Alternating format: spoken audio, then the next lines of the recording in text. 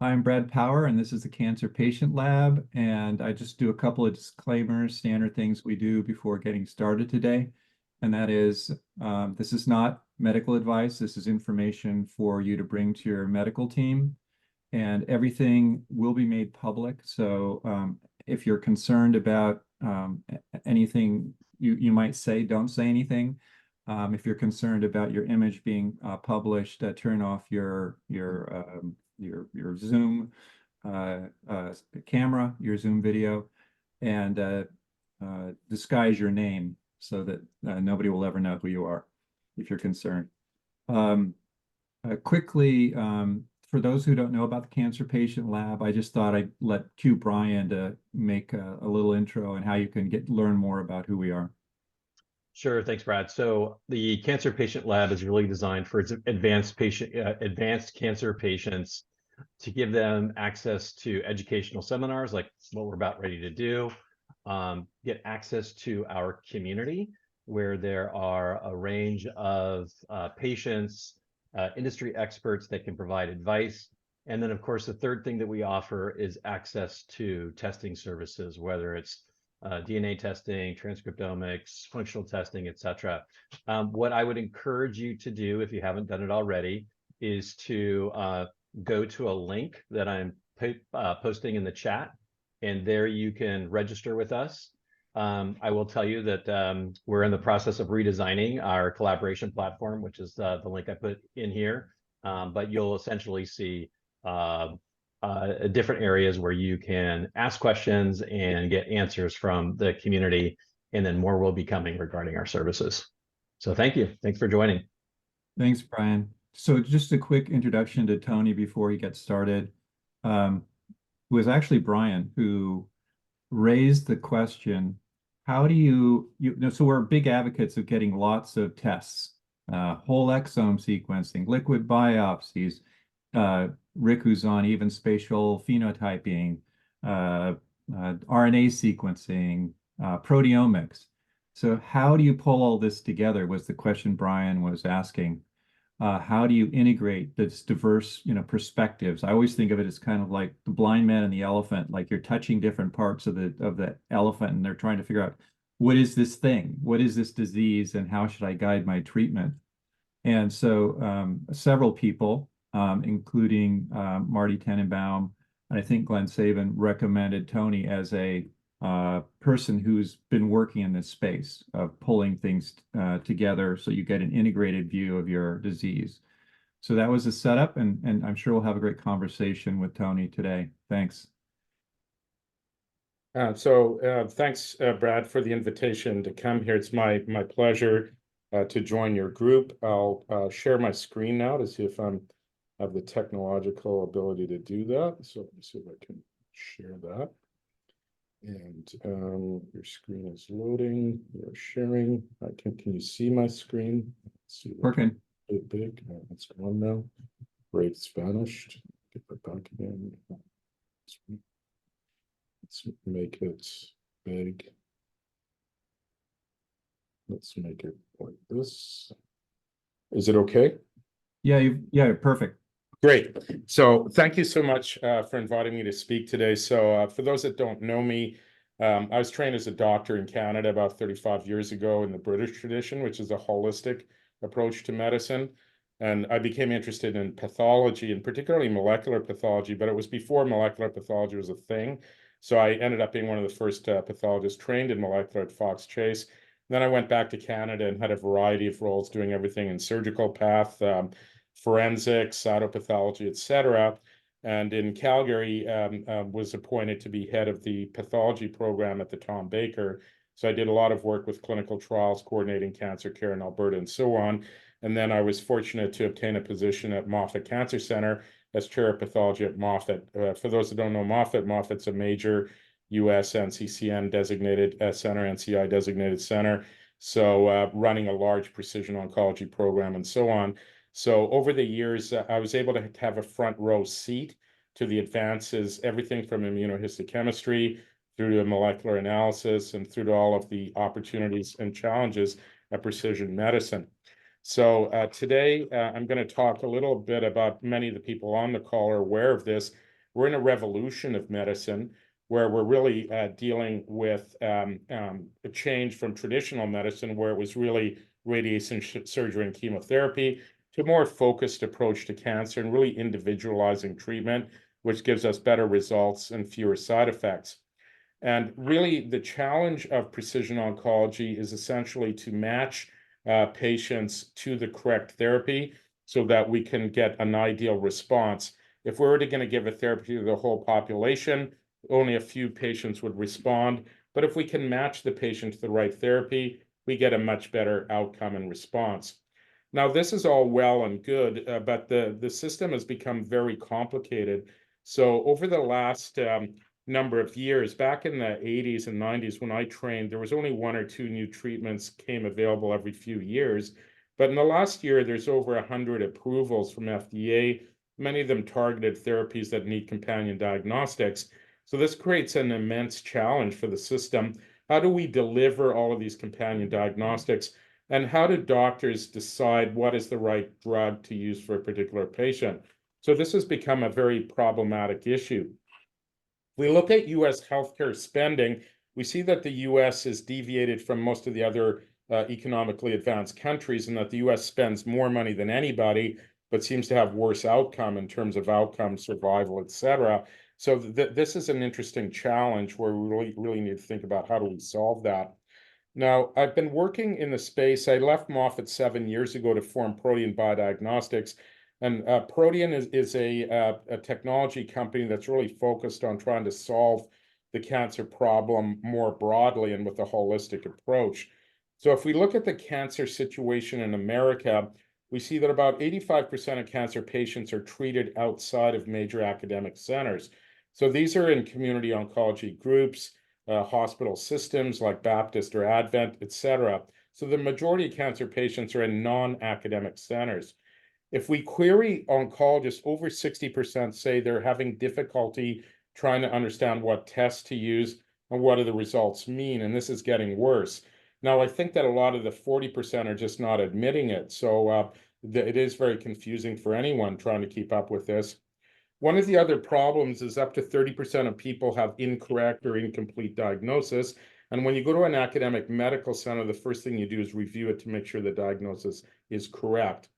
Now, the other problem is that only 5% of people are getting onto clinical trials.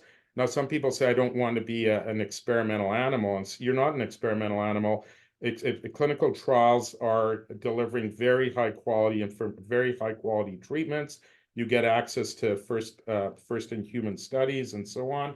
And the outcomes are actually better, even if you're on the control arm of a study. So getting involved in clinical trials is important and can improve survival and reduce costs. And if we take an example of how poor we're delivering cancer care, lung cancer is a good example. Every lung cancer patient should have a chance to have EGFR testing and treatment as a standard of therapy, and it's been around for over a decade, yet more than 50% of patients are not getting the diagnostics and not getting the treatment. So there's a very large gap to fill here. Now, what we did at Protean is try to solve this gap with a system called MAPS. It's a one-stop system where we include aspects of oncology consultation, integrating the diagnostic systems, have decision support, including clinical trial matching, and deliver it all via telemedicine. On top of that, we manage all of the data. So that's our system. Easy to use. Basically, patients get enrolled. It can be a patient can come to us directly. A health system can come to us. A doctor can use it. You get enrolled. We review all of the path records, medical records, determine if tests were done accurately or if there's any gaps. If there's gaps, Protean runs CAP-CLIA labs. We fill the gaps with testing. We then have an integrated report that I'll show you where we put all this information together, including guidance for the oncologist or the patient. And we also have monitoring programs so that we can monitor a patient through their journey with cancer and continuously go back to them should they have a recurrence, or we keep track of what's happening with their treatment. The system's continuously updated with NCCN guidelines, telemedicine based. We have AI tools and so on. So that's our MAP system. This is the way we integrate a report. So we take very complex information and distill it down into a simplified report that's designed for an oncologist, they really only need to look at the front part of it. We always do a tissue review to make the diagnosis is correct, because sometimes you'll find, wow, this is a metastatic prostate, they think. Turns out it was actually metastatic lung cancer, or they think it's a malignant cancer of the liver. Turns out it's a benign nodule. So the tissue pathology is very important. We then look at the key actionability across the molecular tests and then try to harmonize them and then give guidance in a very simplified way. We also have a virtual tumor board where we can discuss with the doctor and the patient. So this is all loaded into our tumor board platform. The results are organized here chronologically. There are tools here, including trial matching, guideline tools, and others. This is the way an EMR should look, but it doesn't. An EMR is really about billing. This is about information management. It's available asynchronously. It's protected. It's HIPAA secure, and we can control access, who has access to it. We can work with a practice to organize their patients, or we can work with a family where we coordinate tumor boards for a particular family, and they may want to see different doctors, go to different medical centers, and we can manage all of that for a particular family. We also use advanced tools. A good example is CureMatch. CureMatch is an algorithm that looks at the molecular data, and then it compares it to millions of combinations of therapeutics, and then it predicts optimal combinations. This can be useful for stratifying clinical trials or considering off-label therapy. So tools like this can be really helpful for people who have gone beyond guideline-based care. We're also doing a lot of work on liquid biopsies. This allows us to monitor a patient over time to see what's happening. And there's a lot of emerging molecular markers, including circulating RNA, exosomes, and other things that can be found in very small amounts and help predict how to treat a cancer. We compare the conventional way. It can take weeks to get a result. At Protein, we have ultra-rapid tests that have results within a day. We put a treatment plan together very fast. We also have the full services with full sequencing, genetics, molecular, et cetera, and access to new innovative diagnostics and clinical trials. The future, I think, is really about not just treating disease, but precision wellness, and really how do we preserve health and how do we treat patients holistically. So I'll basically stop at this point. For those that are interested as well, I run a podcast called Cancer Informant. It's also YouTube channels, and I think we'll link to this presentation as well. So I'll stop at this point and see if there's any questions for me. Or start the dialogue. Yeah, thank you. Thanks, Tony. The way we usually do this is we ask people to use the raise hand feature on the Zoom, and then I'll call on them, and we'll manage the conversation that way. There are also some comments in the chat. But just to get this kicked off, one of my pet issues is the distinction between precision medicine and personalized medicine. Where precision medicine is population-based, it's kind of what people in the medical industry refer to as targeted therapies, where you have a diagnostic and then you have a treatment that's lined up with that, as distinct from personalized, where it's really getting deep into all of the tests, the kind of the setup that I gave for this, where you're getting into all the tests for a patient, and then integrating it for a personalized treatment option. It sounds like you're doing both, but how do you think about that distinction, precision versus personalized? Yeah, so one is guideline based, like you described, in terms of saying, here's an EGFR, and it's used on people who have an EGFR mutation. Here's an anti-EGFR drug you need to test, and this patient has a tumor that's got an EGFR mutation. We should give that to it. Now, if you're actually more of an integrated physician, you start thinking about, okay, what's the wellness of this patient? Do they have other coexisting conditions? How does this patient think, like, what is their insurance coverage? Are they eligible for this? Are they even interested in these kinds of things?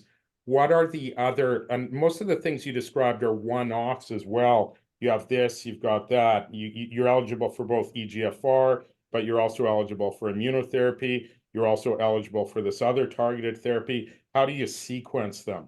How do you put them in order? And it's often lacking data as well. What is the correct order to utilize? And unfortunately, the way that clinical trials are designed, they're generally put new therapies against traditional, but they're not put against each other. And often the doctor is left confused as to, what should we use? Because there's a gap in knowledge. And often pharma companies don't necessarily want their drugs compared head to head. So because to show, oh, this flavor of this drug is better than the other one, that can be really an impact on care.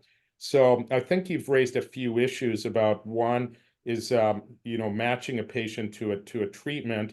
Because of the advanced testing that we have, a patient may have multiple treatment choices. So they have to think about how do they sequence them and organize them. And also we don't quite know how they're going to work in combination. So that's one thing. And then the other thing is really thinking about the overall wellness of a patient. What do they have other coexisting morbidities like diabetes or mental illness, or how do they have other ideas about how to manage their wellness and with nutrition or complementary approaches and so on. So it's a challenging field. And I think as a care provider, the first thing is to really think about the overall wellness of the patient and really have that dialogue with the patient as to where are they, what are their expectations, how do you put this data together to make the right path forward for each individual patient. And I think all medicine is personalized medicine. Is about a doctor and a patient and about what's best for this patient. And we don't know the answers to everything. That way, sometimes we have to use our best judgment. So one more stage setting thing before I cue Amit, and that is sort of your business model. You've talked about how you might be working with a provider. You've talked about how you might be working with a diagnostic company or a matching service like CureMatch. I know from our previous conversations that you also will be a pioneer in bringing a test to market, to basically making it available in your CLIA certified lab. And of course, this community is interested in, if I'm a patient, how can I access your services? What are your services direct to patients and caregivers? So can you talk a little bit about your relationships and I guess essentially your business model? How do you make money? Sure. At the end of the day, we make money by selling our services, which are basically testing services. So we have a CAP CLIA lab, and all of our services are diagnostic services that could be paid for directly by a patient. Many of them are covered by Medicare. They can be purchased by a hospital or a pharma. So we essentially make money by providing diagnostic services and also advice. So if we start with a patient, because that's probably the best way to start, since this audience is patients. So patients come to us, so they can come to us directly. They can self-refer to us, and basically we take them on board. And I would work with them directly, or another member of the Protean team would take them on board. And they would, if they're interested in our services, we take them on as a patient. So then they would basically sign on to share whatever they felt appropriately sharing with us. So they could send us their medical records, they could send us their test results. We would have an interview with them to see, what services do they need. So sometimes they say, well, I want to make sure my diagnosis is correct. So we would review their pathology or review their treatment. Other times it may be, I've heard about this test. What do you think of it? And I may not have heard of it, and I'll investigate and say, oh, that seems to have some evidence, or this seems to be a new thing. It doesn't have a lot of evidence, but it doesn't look like it might cause any harm. So there may be dialogues like that. In other cases, a patient may come and say, I need access to genetic testing. I can't get it where I am. And we can provide that testing for them and explain the results. So patients work with us in a variety of ways. And the way that being a physician, I'll talk to the patient and say, tell me about yourself. Tell me about, where you are and what are your goals and what are your concerns, and then we try to put a plan together for that particular patient to see where they're at. Some patients don't want to have conventional treatment. They're interested in other things, and they're more interested in monitoring, saying, do you have a test that can tell me if my cancer is responding or not? I said, yes, I got blood tests for that. Is my diagnosis correct? So when I work with a patient, I have a very open mind to hearing about what does a patient need, and then trying to advise them as best I can about what are current services, what are research services, what are non-conventional services, and what do I think of them. So we try to work with the patient in that way, and try to deliver a high quality service for them. Obviously, I am a physician, I'm subject to malpractice. I have to recommend things within the current standard. And in my thinking in medicine, things are either proven. If they are, those are therapies. They're unproven. Those are things that are experimental. We're collecting data in our trials, or they're disproven. I would say, well, it looks like, there isn't really much evidence about that. I have to say that as well. So that's how I practice as a physician. Thank you. I'm sure we'll dig into that more, but let me cue Amit. What's your question, Amit? Thanks. Really good presentation and kind of the service. I mean, this is something as patients we have been missing or not aware of that, because you get all these different tests done, and they kind of don't match exactly. They lead to different conclusions. We don't have a competitive service. So my first question is, like, how many patients have you done this on? Me, you've been around for 8 years. What are kind of the outcomes and results from the service that you have been providing?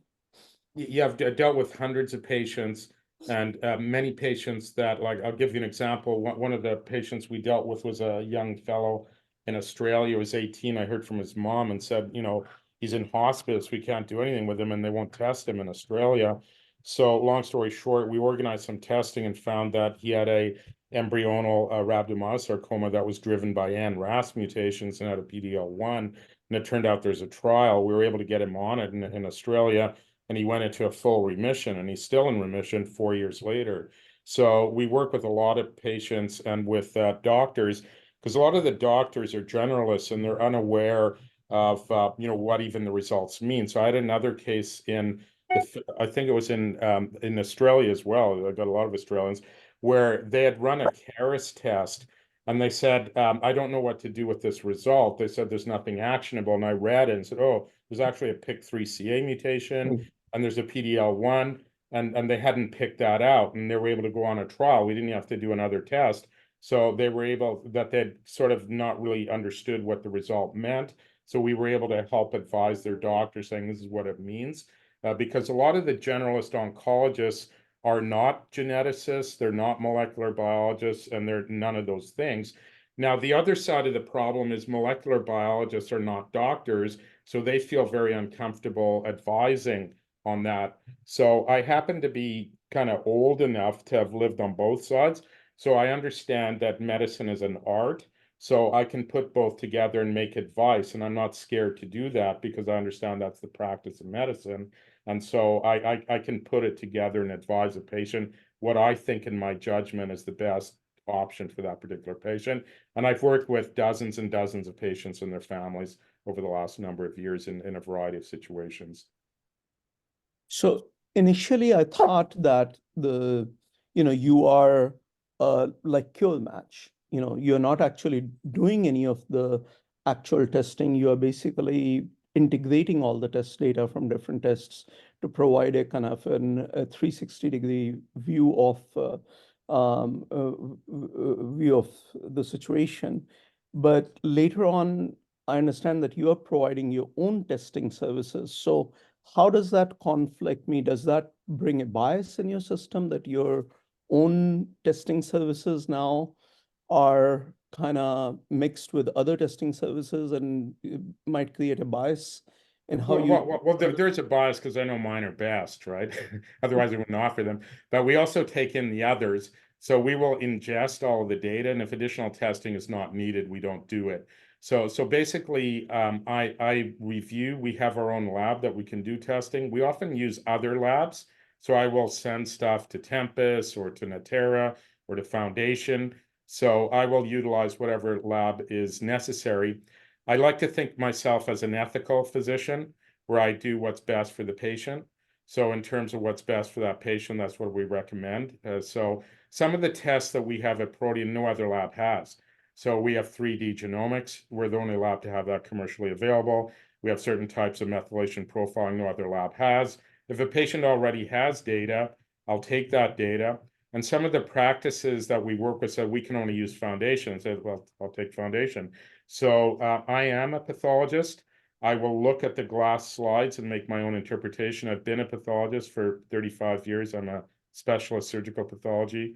I've run cancer departments for a long time. I've been a PI on clinical trials. I've been a basic researcher.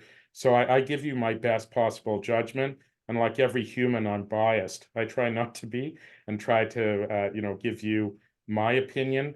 And I encourage every patient to seek alternate opinions. You might go to someone else and say, oh, they think this or that or the other thing. So I provide my opinion, my expertise, and my interpretation of the results. And you can take it for what it's worth. Yeah. I mean, your slides were very impressive, actually. They had a lot of really good data. It was hard to kind of keep up. Brad puts a lot of pressure on kind of minimizing how much time you spend on slides.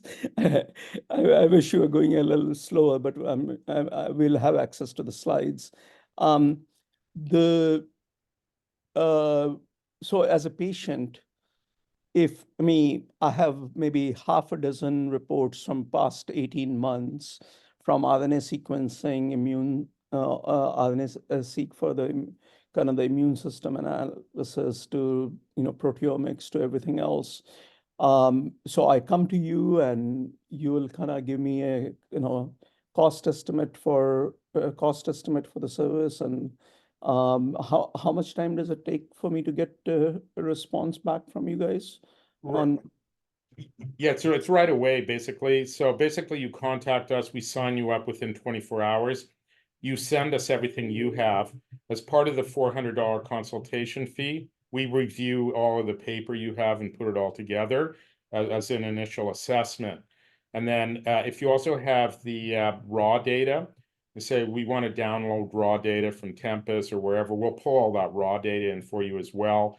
And then I'll say, I want to see the glass slides. So you send us the path report, we pull all the glass slides together. So that's our initial onboarding. We take you on and look at where you are in your journey and consolidate everything. And then say, okay, what's going on with you? And then it's like, oh, I'm trying to consider between these studies, or am I responding?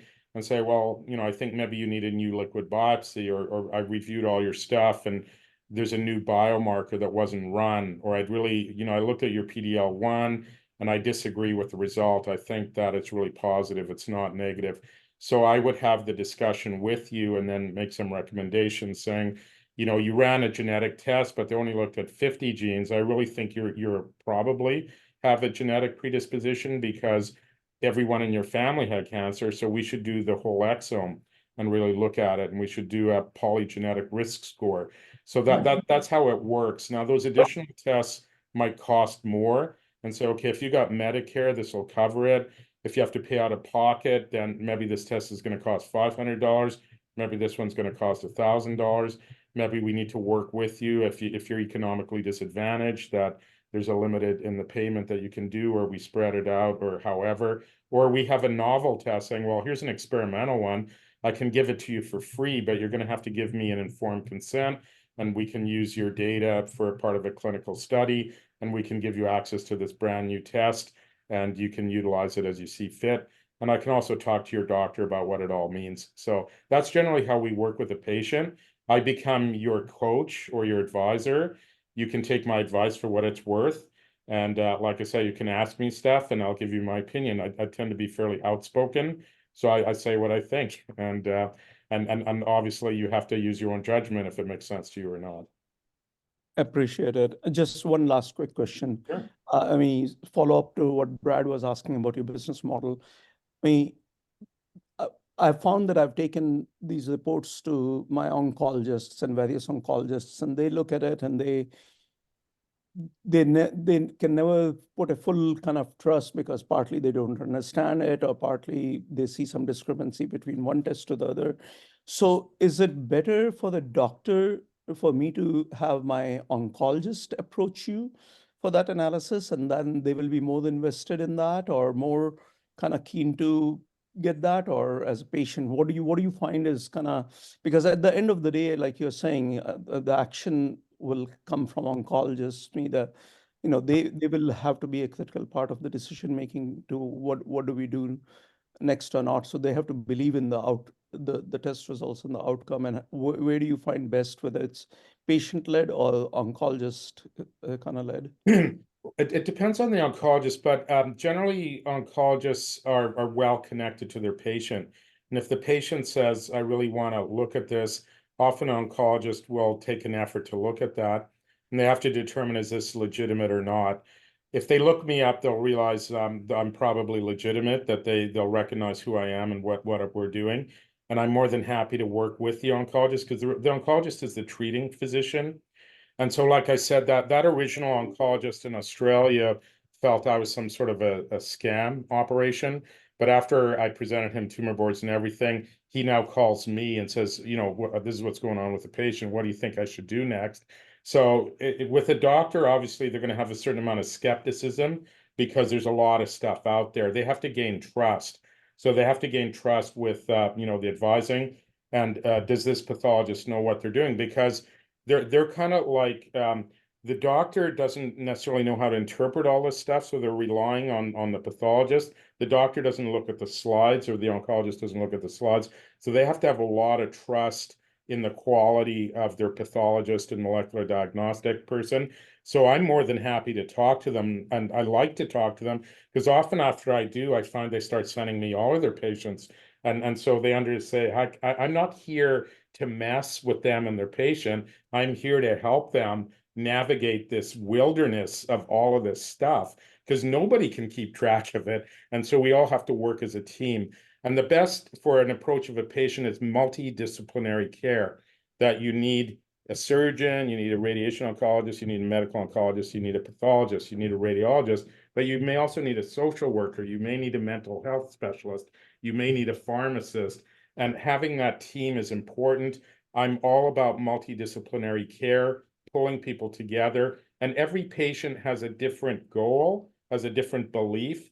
And we have to take care of our patients, that they can't be hammered into a square peg in a round hole. We really need to think about our patients and how do we take care of them the best I can. And if you have an oncologist that doesn't want to talk, that'd be a warning sign, I would think, that this pathologist or this oncologist is a little bit close-minded about it. But that's my thoughts.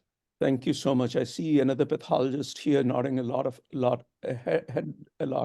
here. All right. And one of the things is that I had the opportunity when I was in Calgary. I was the only pathologist in the oncology department. So I was in that department for 13 years. So I spent day in, day out working with oncologists. So I understand what they have to deal with. So I created the reports not for other pathologists, but actually for oncologists. So that, and that's why oncologists actually like to work with me. A lot of the oncologists think I am an oncologist, but it's like I'm not. I've been working in the field for a long time. I understand, what are the treatment choices, because a lot of pathologists are focused on the diagnostics, saying, well, what kind of butterfly is it? Whereas I'm like saying, how do we kill that butterfly? I don't care what kind of butterfly it is, we got to kill it. So I'm kind of a little bit more about the treatments. How do we pick the right treatment? And because I've had the privilege to work in a lot of clinical trials, I sort of know the treatments and the companion markers. And so I can help advise oncologists on the tests and how to match them to treatment. But I don't treat people. I'm there to help back up the oncologist. Thank you so much. Oh, you're very welcome. Great questions. Next up is Brian. Tony, great presentation. I'm an advanced prostate cancer patient, 7.5 years. And my question really is about something you discussed regarding the art of decision making. And you do have a very interesting background in the sense that you're a pathologist and a microbiologist. And I happen to have data that fits into both camps, but they conflict. So I just recently had a full analysis done by Boston Gene where they compared tumor tissue from 2016 prostatectomy to a metastatic lesion that was resected in December of 2022. They did full whole exome sequencing. They did a tumor evolution report, if you're familiar with Boston Gene.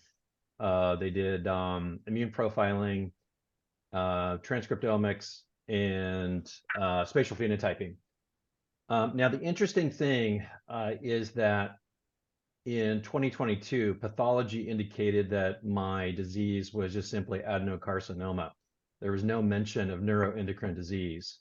However, in combining my transcriptomics with spatial phenotyping, there were biomarkers that had changed between 2016 and 2022, which indicated that I was developing a subclone demonstrating signs of neuroendocrine transformation. So I have been validating these findings with, a bioinformatician at UCSD who's looked up the profiles of neuroendocrine disease regarding TCGA data, and there seems to be some concordance with that information in my profile. However, it didn't show up on pathology, standard pathology. So as I'm sitting here making a decision about what my next treatment is, that's a really, really important bit of data that can tell me to take, androgen deprivation, continue taking androgen deprivation treatments, or to avoid them because they could lead to a progression of the neuroendocrine subclones. So this is a real life example which kind of fits into this art of decision making, and I'm curious, one, have you ever seen this much data on a patient? I've got proteomics too, which I could talk about later, but what do you do in this situation where pathology, standard pathology and microbiology don't necessarily conform? Yeah, those are great questions. And like I like to say, if you take a step back, cancer is a 4-dimensional disease. So, and there's snapshots in time. So when you start at the beginning, you're talking about a seed, and you can imagine cancer like a tree, that as it grows through time, this is the tree.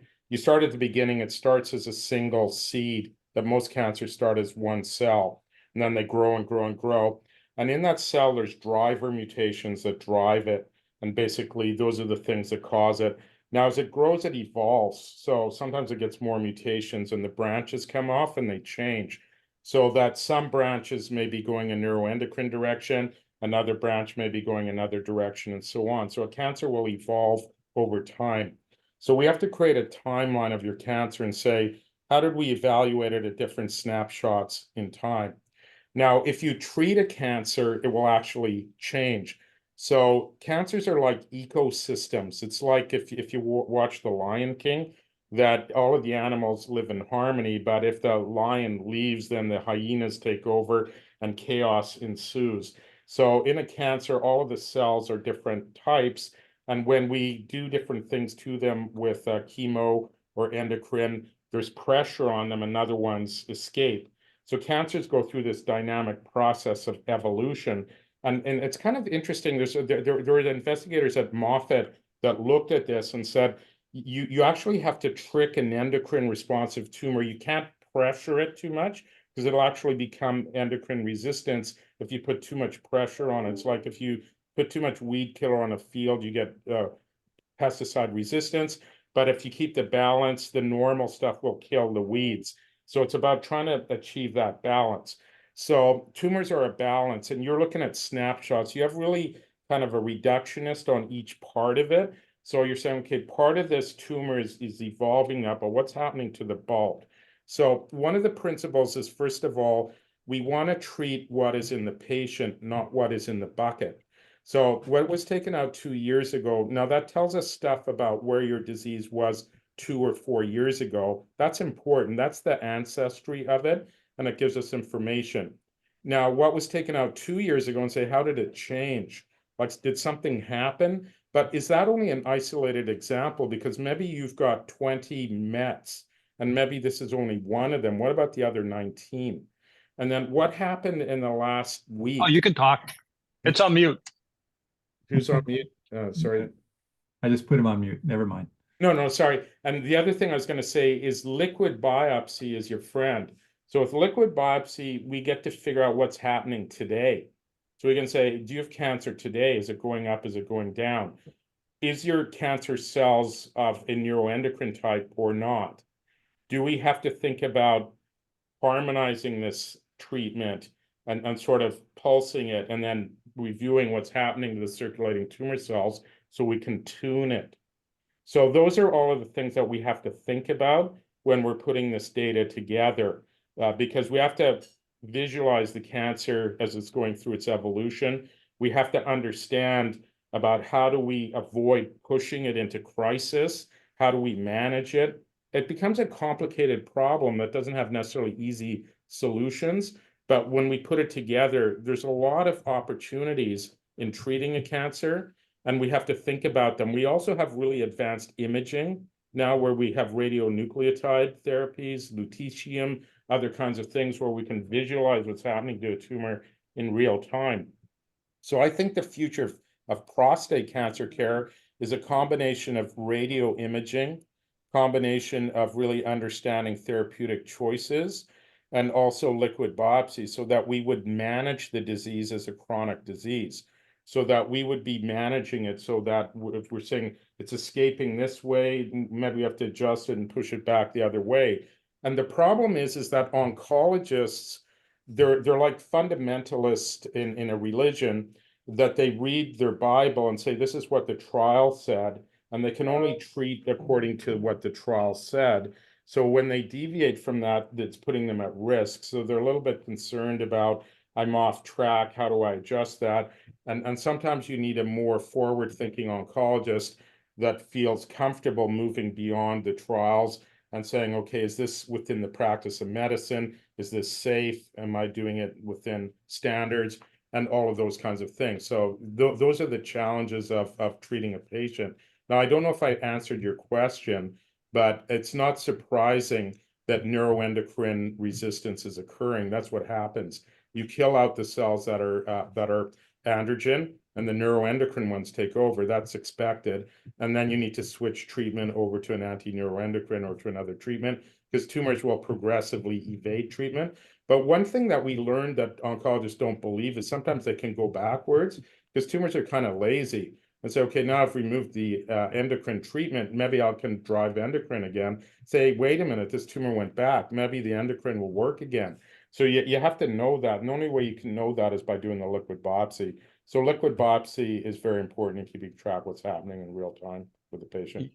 Yeah, lots of things there to kind of unpack. Liquid biopsies are, yeah, I mean, they would be phenomenal. You know, patients can give blood frequently, right? You can't give up tissue, particularly bone is very difficult for a lot of prostate cancer patients. Mine happen to be soft tissue, so I'm a little bit easier, but still, it's not like I'm giving it every week, right? The challenge with liquid biopsies is just getting enough CTCs, you know, and even though my PSA, you know, should technically yield enough CTCs for, you know, to identify changes in my genomics, possibly even transcriptomics, which Boston Gene is pursuing. It's just difficult to get that. So you're always going to be working under the situation where you don't have perfect data. Right. You know, I'm just going to make a point about CTCs are only one kind. So we're learning now that exosomes and oncosomes may be present, and those could be very rich sources of membrane markers and also indicators of RNA. So if you imagine a cancer cell, it's only got 2 copies of the DNA, but it may make 10,000 copies of RNA, and it's leaking all that RNA out, and sometimes it's packaging them. So we're learning more about RNA could actually be very important in tracking what's happening, and also oncosomes and exosomes. It turns out like there may only be one tumor cell, but there could be 1 million oncosomes in that tube of blood, and that we can measure stuff on those oncosomes like PD-L1, or we could actually measure, are they showing endocrine response markers or neuroendocrine differentiation? So there are newer tools that will help make liquid biopsy more valuable in the future. So the CTCs are kind of crude. They're pretty useful, but you know, they were developed 30 years ago. There's a lot more advances in this field that are pretty exciting about newer technology. The other area where there's a ton of advancement is in imaging. We love imaging because then obviously you're just looking at PET scans or radionucleotides, and you can see what's happening with the treatments. Is the metabolic activity going down? But again, they're non-specific. So a combination of radio imaging and liquid biopsy can really be important, but you need the newer technologies. The older ones can't do it. They're too crude for Yeah. those things. Yeah. So kind of what I heard from you, and this is a big generalization, right, is that you would actually put more weight in what I'm learning from transcriptomics and spatial instead of standard pathology, which is just classifying it as adenocarcinoma. Is that Absolutely, because standard pathology is a morphological discipline where they just look at the pattern. Now they may do stains. They might go back and, oh, let's stain it for neuroendocrine markers. Oh, they are there. There's a few cells that are showing that.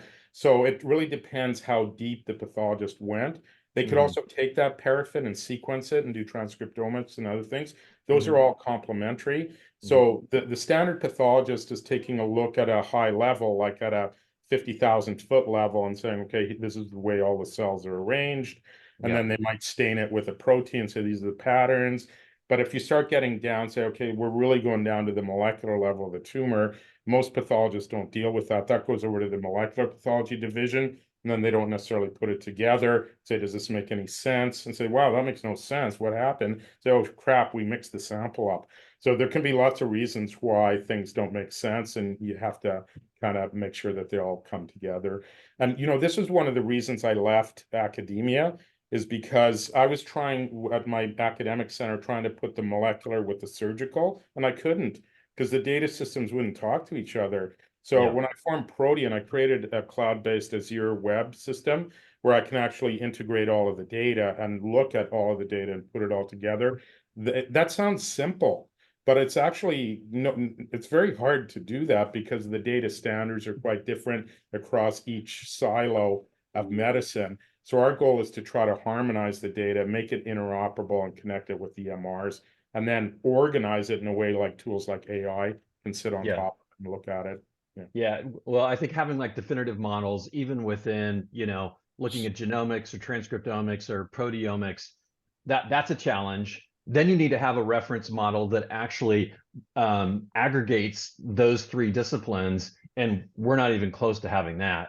So anyway, I think I'm just kind of and it's like when you look at a patient on a trial, you don't necessarily have to know what's happening to every cell in their body, that you can kind of see, so you have to think about how much data do we need and at what level, because there's so many levels.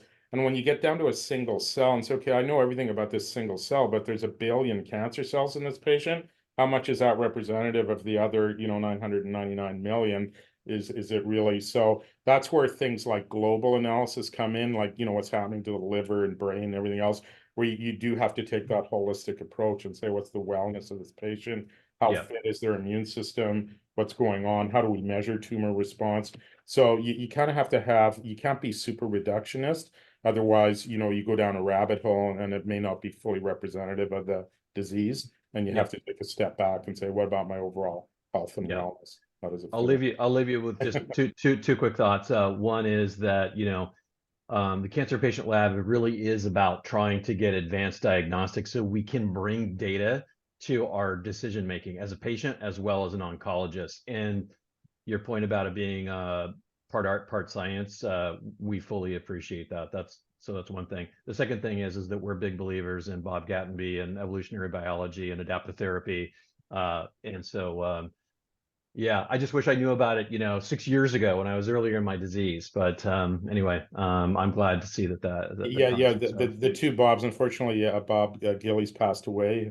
Bob Gattenby is a mathematical oncology. So I was at Moffitt for years listening to them preach there about that. So it's quite interesting. They'd have lectures on, bat populations and how squirrels change color and stuff, and how all of those applies back to tumors and evolutionary biology. So it's very interesting stuff. Yeah, makes a lot of intuitive sense. All right, I'll yield the floor. Amit.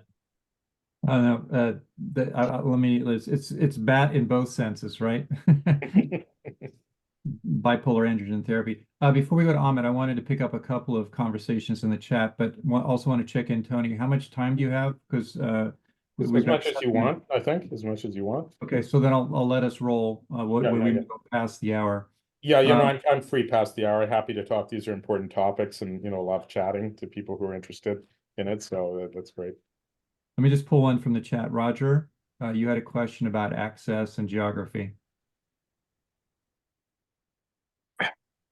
Well, yeah, I gather from your discussion that you can do this remotely, that you don't need to have in-person visits, things like that. Yeah, we never have in-person, they're all remote. So we have telemedicine, we do video conferences, we do virtual tumor boards where we can pull all the doctors together and so on. So it's all very remote and virtual. The lab is real. The lab is in Orlando. We also have a network. I see some questions about liquid biopsy labs. We work with all of them. We know them all. We know Natera, Garden Foundation, Neo, Menarini, and a dozen others you've never heard of. And we know which ones are the right ones for the right situation, and we do our own as well. So, you know, we've got all the tools available here, and we're open-minded about how to utilize them. Will you be dropping your contact information into the chat before you leave? You could, yeah, It please was do. in the slides. It was in the slides, and I can give it to you, Roger. Okay, thank you. Yeah, and you can also just search me. I've got the YouTube channels. I should turn up and on at Protean, if you to www.proteanbiodx.com. There's a lot of information for patients. You can see all the different tests we run. We're doing a lot of work in epigenetics now, looking at global methylation profiling. Those are the switches that turn genes on and off, and that's how a prostate cancer would decide whether it's a neuroendocrine versus non. So global methylation profiling can be quite helpful there. We're also the only lab that does 3D structural genomics, that we look at folding and DNA structural changes that other assays miss. So there's a lot of interest in that from many leading academic centers to run those, to really uncover actionable targets that other technologies miss. We look at things like RNA profiling, proteomics, and other things. So we've got, you know, every test you can imagine, and we can work with other labs. We're doing stuff in ex vivo organoids and other things as well. We have partners that help us on those. So lots of opportunities if you want to talk to us. Okay. Thank you, Roger. Alan, QEO, you've been sent several questions in the chat. Would you just let me? The constraint since we often get talking. Just one question, and then we'll go to Amit, and we'll come back for you for more questions. So what's one question? Yeah, just go down my questions. I wrote them out. As you know, I have a problem. I'm not short-winded, so if you get me started, I'm going to overwhelm both Tony and myself and everybody else. So I think the better part of valor is just ask my very clippish question. Well, let me choose one then on Alan's behalf. He had a couple things here. I think let's choose the one about guessing who your top patients are. He said lung and breast cancer patients. What is your profile of your, the kind of patients who you work with? Yeah, we actually get a lot of sarcoma, a lot of brain. We've had lots of prostate, breast. I'm a breast pathologist, so I know breast inside out. But I get a lot of lung and solid tumors. My expertise is less in hematological, but we can still help, and we have consultants in those areas. But ovary and other ones where to me, a cell's a cell and a cancer's a cancer, and a lot of it's I've had the opportunity to work with all types over the years, so more than happy to try to discuss. And if I don't have the answer, I have quite a large network. So we have over 30 affiliated with Protean, and I know hundreds of people beyond that we usually reach out to with strange tumors to get advice on them. And if they don't know someone, they know someone, and we connect with a global expert on those kinds of things. So we'll quickly get to the bottom of who are the experts and so on what we're dealing with. And I'm first to say I don't know something if I don't, and we'll connect it to someone else for sure as needed. Thanks, Amit. Yeah, I wanted to kind of follow up on Brian's neuroendocrine topic. So I'm also one of those lucky patients here, I guess, that has neuroendocrine differentiation, and I've had a bunch of liquid biopsies done over the past 4 or 5 years of my journey. You said something that liquid biopsy is really good at kind of differentiating or kind of help guide the neuroendocrine disease.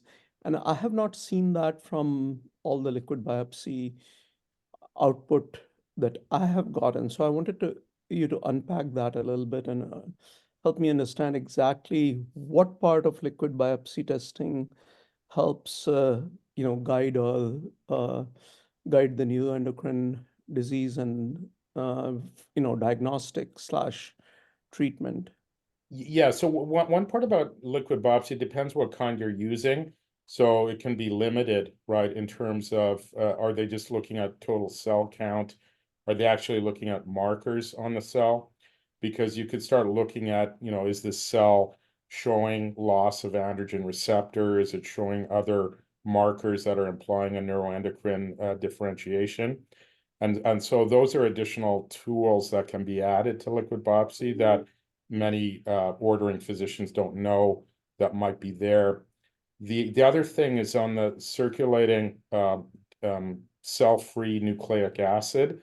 A lot of the labs focus on DNA, but now there are new methods that can look at RNA. And looking at RNA, you can start looking at expression profiles and see if those are changing as well. So I think that the differentiator is limited because it's not in widespread use, but the tools are there that you can kind of get in and start looking at them, what is happening in terms of the evolution of the tumor towards resistance to androgen therapy and development of other potential targetable markers in there as well. So those are some of the things. So I think in conventional, like if we look at companies like Natera doesn't tell us anything. It's kind of interesting. It's informed, but it's not really informed. It's really just telling you whether the cancer is there or not. It's not really telling you how to treat it. Guardant, sort of similar because they have a limited menu. Foundation is focused around targetable therapies. And then, Tempus is more about RNA and so on. So you have to be a little bit more, looking at some of the newer technologies for some of those things. I have used Guardant 360 and Tempus. Tempus to do a much deeper profiling, and Guardant because just for consistency of tracking my disease. Is this a topic that you cover in any of your podcasts, or is there a white paper on this? Yeah, I've got a podcast on prostate cancer. So I've talked about it, but we could talk offline on it as well, because if that you may be in a place that is kind of like an N of one situation where we want to look at your data and see where we're at, and then think about what makes sense for you. Because like I say, generally as you get further in your disease, you're dealing with a heterogeneous disease and you're trying to manage. Like I'm managing some women with breast cancer, and some of them have the ESR1 mutation, but not, and they're kind of going back and forth between using an anti-ESR1 versus a standard, and they're trying to balance that by looking at what's going on with their CTCs and so on. So it becomes like it goes into the art, because these different clones are doing different things, and it's like whack-a-mole. You're trying to knock one down, and another one's coming up, and you're trying to balance them out. And you may need to look at other types of liquid biopsies that give you that additional information that you may not have readily available in these ones. So, but we can talk about that separately in terms of that. Thank you, appreciate it. I have to actually drop off for the doctor's appointment. Sure. No, good luck. A pleasure meeting you, and good luck with your journey. Pleasure. Thank you. Great questions. Just to follow up a little bit, Alan had asked a question about liquid biopsy companies. You said you basically can work with all of them. You can take your input from all of them. And now you've mentioned, this is the first I've heard of it, that some of they can analyze RNA from the liquid biopsies. Can you give some names about ones you find that are at the cutting edge that you would recommend? Yeah, so the ones that I'm working with, the Genomic Testing Cooperative, so we use them, we're in partnership with them. They evaluate over 1,500 RNA in the liquid, including immune response markers, HLA, and other things. So they'll give us that data back and we can look at it. So I'm impressed with their test. It sort of lacks a little bit in terms of evidence, but they're publishing on it. And then we are looking at some going in Menarini. So Menarini is developing new approaches to CTCs and looking at downstream markers where you can isolate the cells, and then in the research environment that they can start staining it with other things.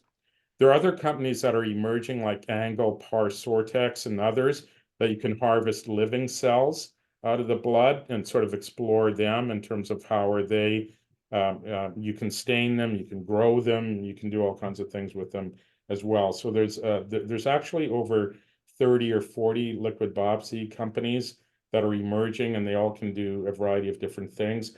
So it's a matter of finding, the right one for the problem that you have.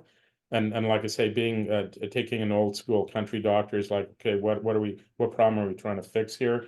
And let's think about what are the right tools for solving this immediate problem. Now, some of them are experimental, so you have to take those a little bit more carefully because they haven't been fully proven. And you say, okay, we may find that we're being misled by the data. So you also have to look at the gravitas of the data and how strong it is with making a decision. And sometimes a patient just has to go on a hunch as well. So when you're at the forefront of some of these things. So anyway, we take all of those into consideration, balancing the strength of the data and then looking at novel things, and you have to balance it all up. So that's just part of the art of it.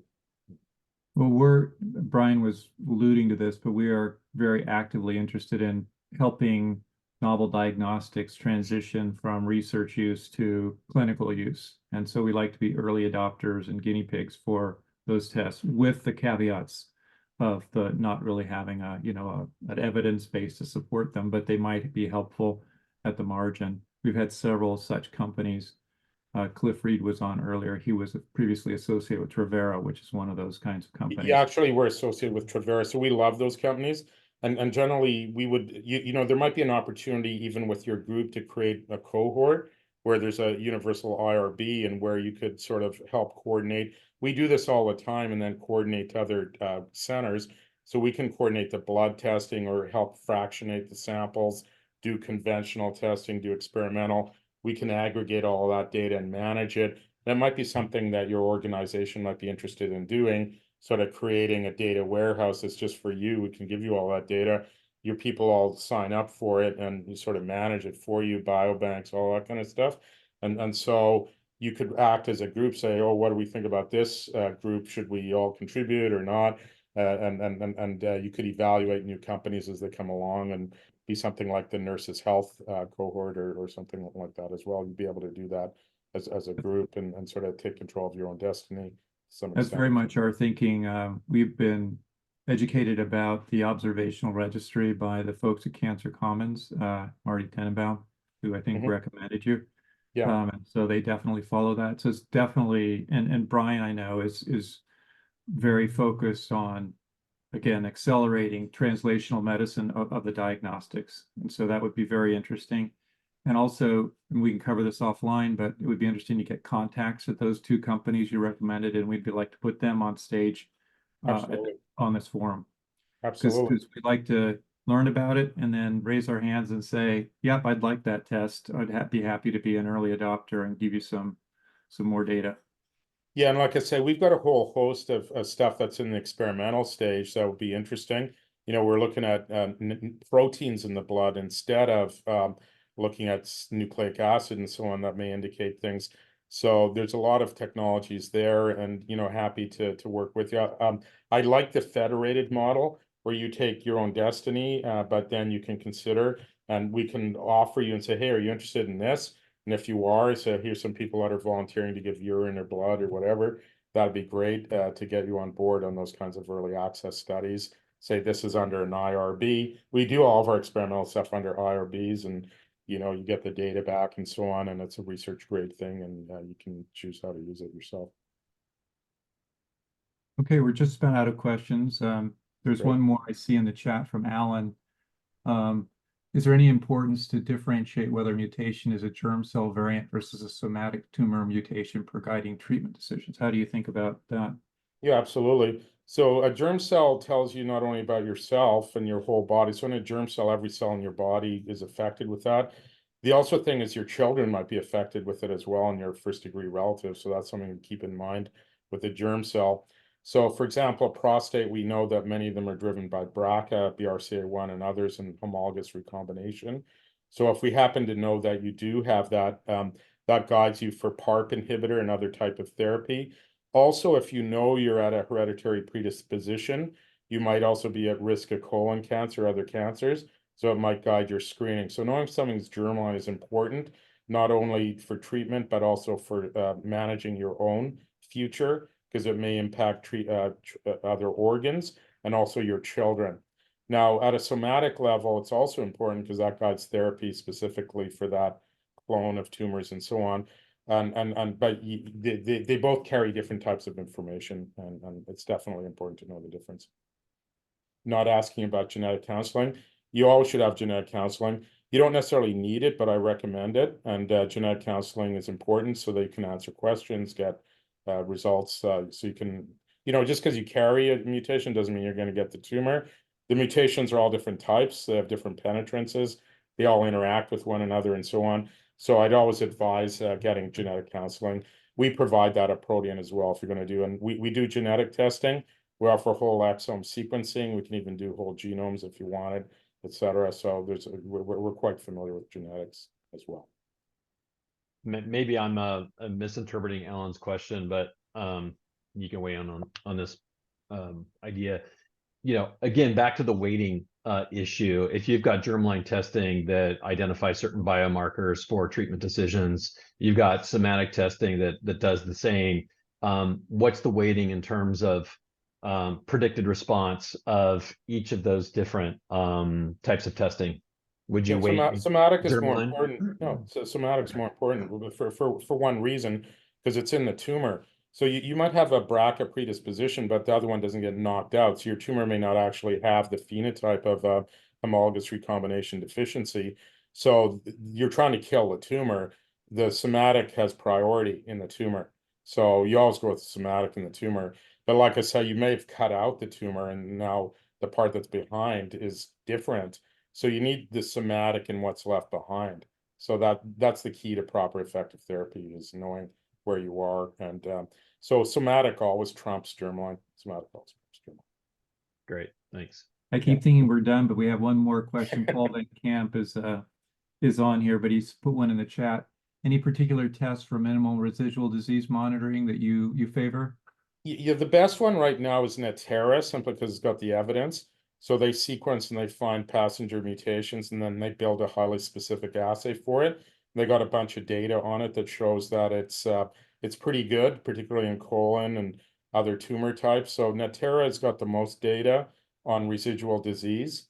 So, but it doesn't guide you in treatment. It just tells you the cancer is there or not. It doesn't help you pick a therapy. There's other ones that are trying to do that. I wouldn't go with Grail. Grail's got a huge problems with sensitivity and specificity. It looks like at methylation markers. It might be better than nothing. It's not really designed to be quantitative. I'd look at the other ones like Radar and other things that are designed for minimal residual disease. So Natera is leading the field in that. There are other ones there that are available, Guardant, and also there's some coming out from LabCorp and NeoGenomics. I forget the flavors of them. Menarini is also pretty good on some of that as well. But Natera is the best one right now in terms of being able to detect a minimal residual disease. So that's what I'd be looking at right now. I don't know what the data on prostate, so you'd have to look at that. I have to review that, see how it works on prostate, because I think